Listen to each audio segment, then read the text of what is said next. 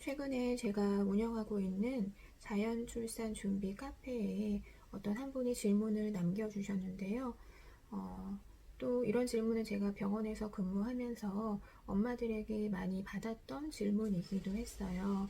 자연출산을 하고는 싶지만 막상 준비를 할 때 뭐부터 준비를 해야 될지 머릿속에 큰 로드맵이 없어서 아마 그러실 텐데요. 어떤 것을 미리 체크해야 하고 나는 어떤 준비를 해야 될지 오늘은 이 부분에 대해서 한번 공유를 해보려고 합니다.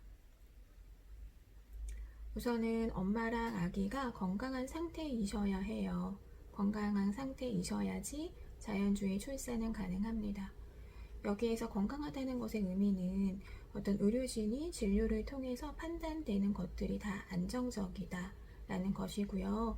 아기의 대사가 정상적이고 태반의 위치와 엄마의 경부 길이가 정상 범위에 속할 때예요. 안전을 담보로 하는 것은 자연출산이 있을 수가 없고요.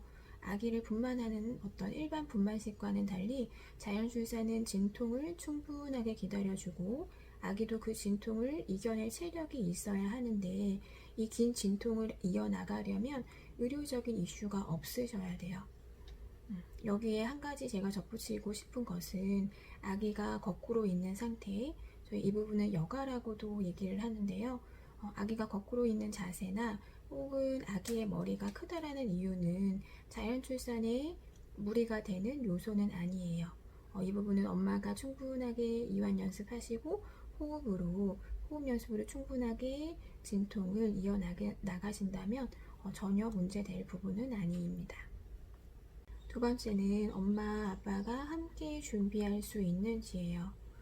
물론 진통은 엄마의 몸으로 하는 것이지만 엄마를 가장 잘 아는 사람은 아빠이고 엄마의 진통을 지지하고 응원할 수 있는 것도 아빠의 역할이 절대적이에요.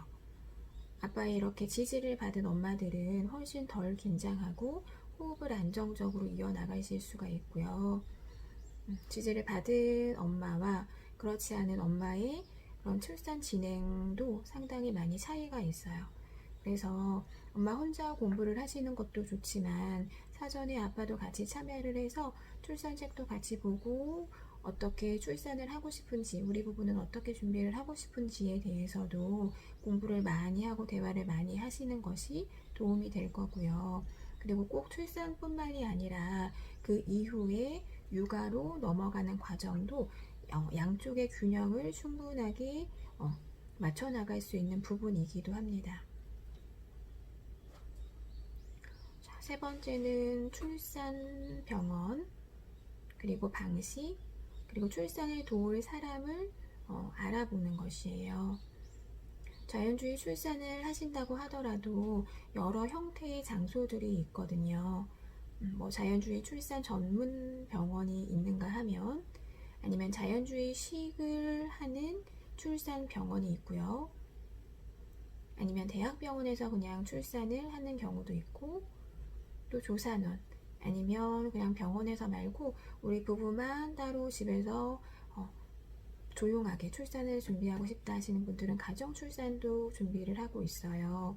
그래서 우리 부부가 어떤 식의 방식을 원하는지 두 분이 서로 상의를 하셔서 어떤 선택이 가장 최고의 선택이시에 대해서 고민을 한번 해보셔야 하고 또 아빠도 엄마의 출산을 돕지만 엄마의 진통을 돕는 전문적인 출산 동반자 둘라를 고용해서 함께 진통을 이어나가시기도 하세요. 그래서 이 부분은 사전에 둘라를 할지 아니면 아빠가 엄마의 그냥 출산을 도울지에 대해서도 한번 고민을 해보셔야 합니다.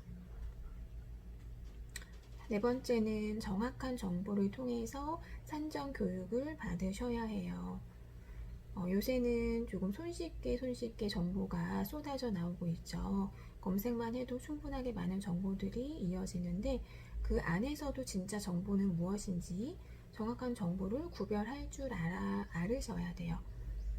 예를 들어 진통 때 이런 출산 자세가 도움이 된다더라 라는 어떤 한 가지의 그런 정보만을 가지고 진통 때 산모에게 적용을 하였는데 오히려 그것이 조금 진행에 방해가 되었다. 산후에 조금 통증까지도 생겨버린 경우도 있었다. 이런 얘기를 많이 접했어요.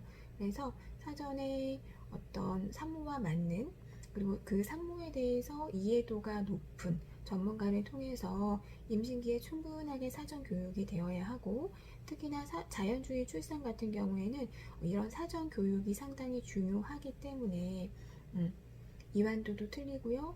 출산 이후에 진통까지도 영향을 많이 미치기 때문에 또 이런 산모들은 자신감을 보이고 진통 때 덜 당황하고요. 호흡 연습이 충분히 단 산모들은 출산 진행이 상당히 원활하게 이어져요.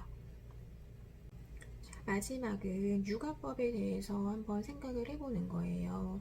물론 출산에 대해서 공부할 것이 되게 많죠.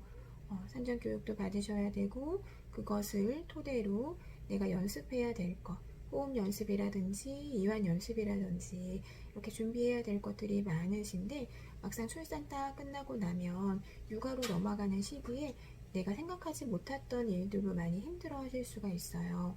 예를 들면 모유수유라든지 아기가 성장하면서 한 번씩 오는 급성장기라든지, 그리고 수면이나 또 바로 시작하게 되는 예방접종에 대해서도 한번 미리 알아두셔야 되고, 아기의 성장기 계획을 한번 세워보시는 것이 조금 덜 당황이 되실 수가 있습니다. 진통은 몇 시간에 끝나지만 육아는 적어도 엄마의 계속해서 부모의 손길을 필요로 하는 애착 형성 시기도 있기 때문에 이런 부분을 충분하게 여유가 되실 때 우리 부부의 부모됨에 대해서, 그리고 우리 가정을 꾸리는 것에 대해서 공부를 미리 해놓으시는 것이 좋겠습니다.